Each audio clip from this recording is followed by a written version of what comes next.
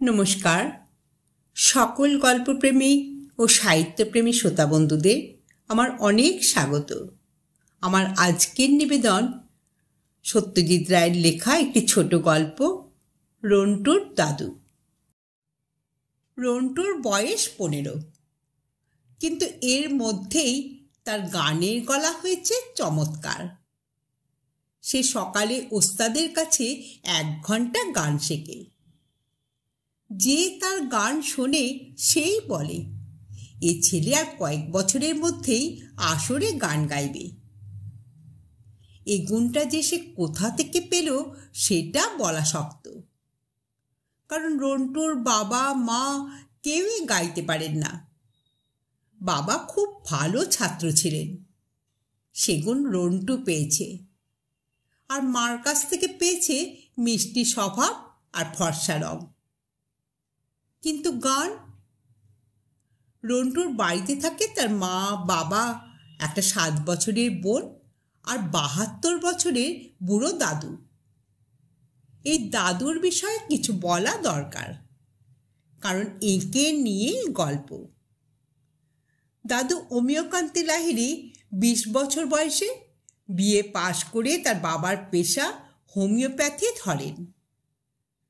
26 বছরে তার ছেলে জন্মানোর কয়েক মাসের মধ্যেই তাঁর এক কঠিন ব্যারাম হয়, যা থেকে তিনি কোনো রকমে বেঁচে উঠলেও তার চিন্তা শক্তি আর সেই সঙ্গে তার স্মরণ শক্তি প্রায় লোপ পেয়ে যায়।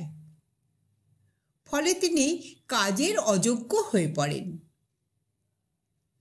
ভাগ্যিস বাবা অনেক পয়সা রেখে গিয়েছিলেন, তাই অমিয়কান্তিকে বেকারত্বের দুর্ভোগ সহ্য করতে হয়নি। তার একমাত্র ছেলে বিনয় যখন বিয়েতে ফার্স্ট ক্লাস পেয়ে ভালো চাকরি পায়, তখন থেকে রন্টুদের আর খাওয়া পড়ার ভাবনা ভাবতে হয়নি। বয়সের সঙ্গে সঙ্গে রন্টুর দাদুর চিন্তা শক্তি কিছুটা বেড়েছে, সেই সঙ্গে স্মরণ শক্তিও। অতীতের অনেক কথাই তিনি বেমালুম ভুলে গেছেন। এরই মধ্যে কয়েকটা স্মৃতি হঠাৎ হঠাৎ জেগে ওঠে। কিন্তু দাদুর পুরনো দিনের কথা রন্টু বিশ্বাস করে না। সে বলে, তুমি সব বানিয়ে বানিয়ে বলছো, আসলে তুমি সব কথাই ভুলে গেছো। দাদু নাতি সম্পর্কটা বেশ রসালো। মাঝে মাঝে দাদুর মাথায় দুষ্টু বুদ্ধিও খেলে, তবে তার একটা আফসোস এই যে তার এমন কোনো গুণ নেই যেটা নাতির মধ্যে প্রকাশ পেতে পারে। রন্টুদের প্রতিবেশী বৃদ্ধ সীতানাথ বাগচি মাঝে মাঝে সন্ধ্যায় রন্টুদের বাড়িতে গল্পগুজব করতে আসেন। একদিন তিনি সঙ্গে করে তার বন্ধু প্রমথ দত্তকে নিয়ে এলেন। রন্টুর দাদুর পরিচয় পেয়ে এই ভদ্রলোকের ভুরু কুঁচকে গেল।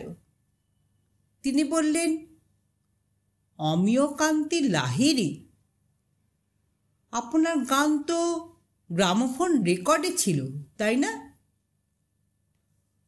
রন্টুর দাদু বললেন, তা তো বলতে পারবো না। এক অসুখের ফলে আমার অনেক পুরনো স্মৃতি মন থেকে লোপ পেয়ে গেছে। প্রমথ দত্ত বললেন, কিন্তু আমার স্পষ্ট মনে আছে অমিয়কান্তি লাহিড়ী। হ্যাঁ, এই নাম। শ্যামা সঙ্গীত গাইতেন। বছর 50 আগের কথা। সে রেকর্ড ছিল আমাদের বাড়িতে, এখন অবশ্যই আর নেই। সীতানাথ বাগচি বললেন, মণিলালের কাছে খোঁজ করে দেখতে পারেন, তার রেকর্ড সংগ্রহের বাতিক ছিল।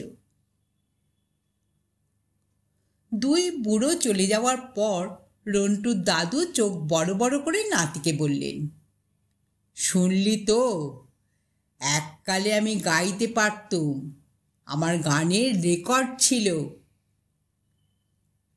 রন্টু বলল, যতদিন পর্যন্ত না সে রেকর্ড নিজের চোখে দেখছি, ততদিন বিশ্বাস করতে পারবো না।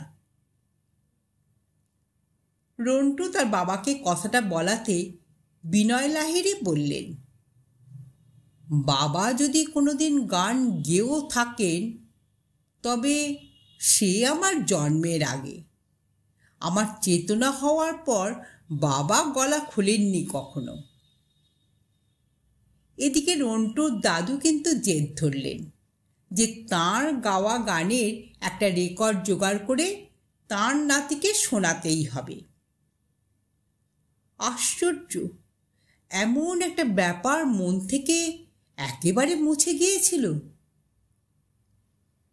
সতীনাথ বাগচি যে সেদিন এক রেকর্ড সংগ্রাহকের উল্লেখ করেছিলেন সে কথা রন্টুর দাদুর মনে ছিল।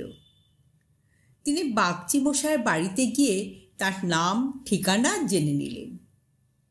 মণিলাল সেন, ২৬ নম্বর আমার স্ট্রিট।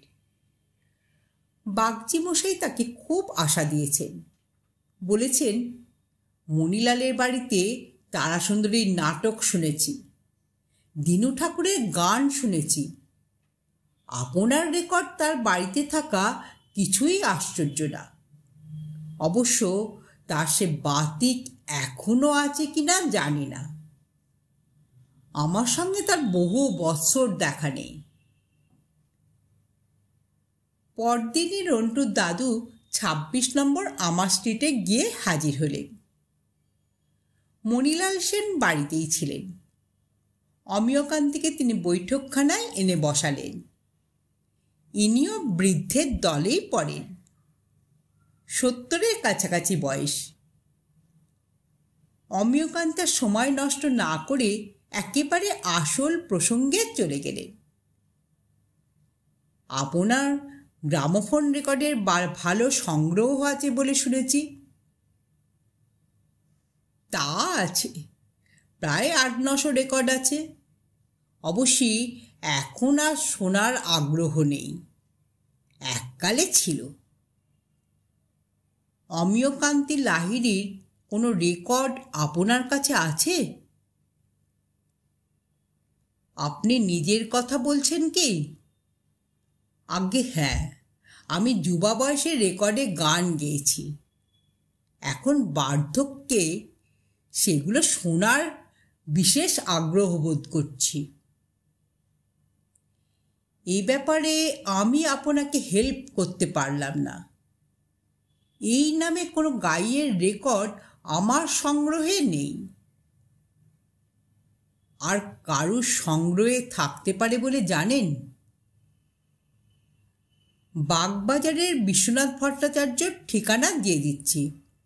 সে আর আমি প্রায় একসঙ্গেই রেকর্ড সংগ্রহ আরম্ভ করি।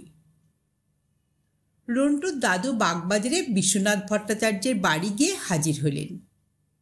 প্রাচীন জীর্ণ বাড়ি, তবে মালিক যে অর্থবান তাতে কোনো সন্দেহ নেই। অমিয়কান্তি লাহিড়ী? আজ্ঞে হ্যাঁ। মানে আপনি নিজের কথা বলছেন? আজ্ঞে হ্যাঁ, তরুণ বয়সে রেকর্ডে গান গেয়েছিলাম। সে রেকর্ড আমার কাছে নেই। সে রেকর্ড তো অত্যন্ত দুষ্প্রাপ্য। তাই বুঝি? তবে আমার কাছে ৩খানা আছে, ২টো শ্যামাসঙ্গীত আর একটা কীর্তন।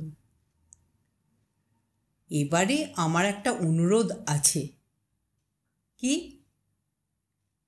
এই ৩খানার অন্তত একখানা যদি আমাকে দুদিনের জন্য ধার দেন তাহলে অত্যন্ত কৃতজ্ঞ বোধ করব।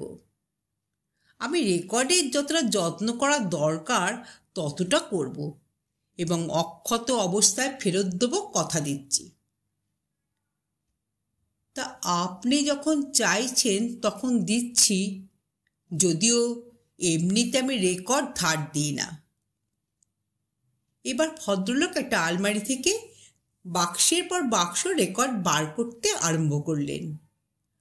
প্রত্যেকটি বাক্সের গায়ে তার ভিতর কী রেকর্ড আছে তা লেখা রয়েছে। ৫ নম্বর বাক্সে বেরোলো অমিয়কান্তি রেকর্ড। তার মধ্যে একটি রন্টুর দাদু নিয়ে নিলেন। তারপর বিশ্বনাথ ভট্টাচার্যকে ভালোভাবে ধন্যবাদ জানিয়ে তিনি বাড়ি মুখো রওনা দিলেন। কই, রন্টু কোথায়? বাড়ি এসে হাঁক দিলেন অমিয়কান্তি। রন্টু তার পড়ার ঘরে পড়ছিল। সে দাদুর ডাক শুনে বেরিয়ে এলো। এই দেখ, নামটা ভালো করে পড়ে দেখ। রন্টু রেকর্ডটা হাতে নিয়ে লেবেলে নাম দেখে বলল, সত্যিই তো, তুমি তাহলে ইয়ং বয়সে গান গাইতে? কিরকম গাইতুম সেটা শুনে দেখ। সেই ঘরে গ্রামোফোন ছিল। রন্টু রেকর্ডটা চালিয়ে দিল। দরাজ সুরেলা গলায় গাওয়া শ্যামাসঙ্গীতে ঘরটা ভরে গেল। রন্টু অবাক হয়ে দাদুর দিকে চাইল। দাদুর ঠোঁটের কোণে হাসি। কি বিশ্বাস হলো? রন্টুর অবাক ভাবটা যায়নি, তবু সে মাথা নেড়ে হ্যাঁ বলল। তারপর বাবা মাকে খবরটা দিতে বাড়ির ভিতরে ছুটে গেল। পরদিন বিকেলে অমিয়কান্তি বাগবাজারে গেলেন রেকর্ডটা ফেরত দিতে। ভট্টাচার্যমশাই রেকর্ডটা হাতে নিয়ে একটা অদ্ভুত প্রশ্ন করলেন। আপনি পেনেটি ছাড়লেন কবে? পেনেটি? সেখানে তো আমি কোনোদিন ছিলাম না।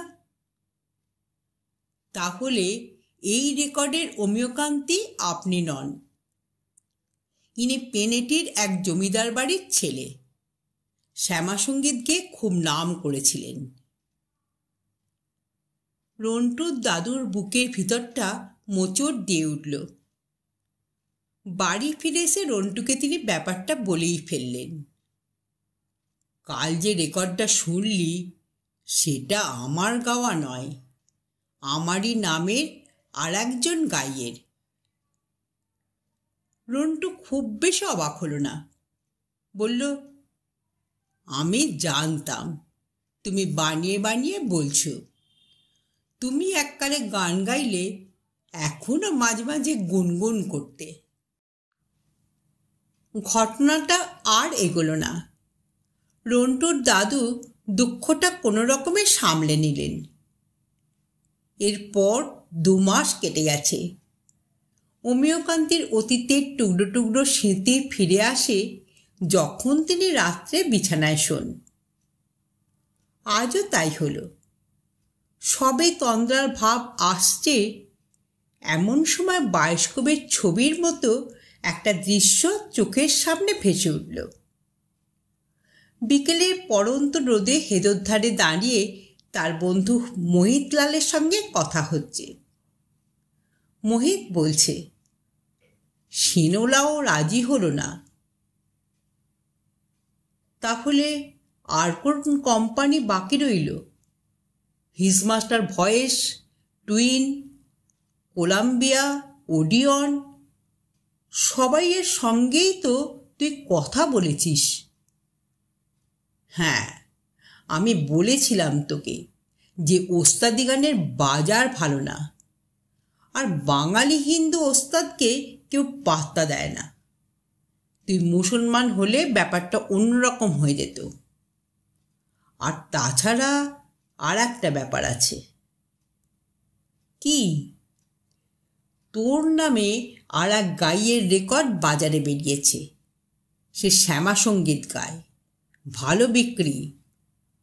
এক নামে 2 জন গাইয়ে একসঙ্গে বাজারে চালানো খুব মুশকিল। বুঝেছি। অমিয়কান্তি বাধ্য হয়ে ব্যাপারটা মেনে নিয়েছিলেন। তার আর গান রেকর্ড করা হয়নি। এই স্মৃতির কথাটা কি তিনি রন্টুকে বলবেন? অনেক ভেবে অমিয়কান্তির নাতিকে কিছু না বলাই স্থির করলেন। সে হয়তো বিশ্বাসই করত না। আসল কথা হলো এই যে তিনি এককালে ওস্তাদে গান গাইতেন। তা সে ভালোই হোক আর মন্দই হোক, অর্থাৎ আজ যে রন্টু গাইতে পারে তার একটা কারণ হলো তার দাদু। এটা ভেবেই অমিয়কান্তের বুকটা খুশিতে ভরে উঠল। আপনারা এতক্ষণ শুনছিলেন সত্যজিৎ রায়ের রন্টুর দাদু গল্পটি এখানেই সমাপ্ত হলো। যদি শ্রোতা বন্ধুদের আমার গল্প পাঠ ভালো লেগে থাকে তাহলে অবশ্যই একটা লাইক দেবেন এবং পাশের মানুষের সঙ্গে গল্পটি শেয়ার করবেন। আর যারা প্রথমবার আমার চ্যানেলে গল্পটি শুনছেন তারা কাইন্ডলি একটু সাবস্ক্রাইব করে দেবেন। আপনারা সকলে খুব ভালো থাকবেন। নমস্কার।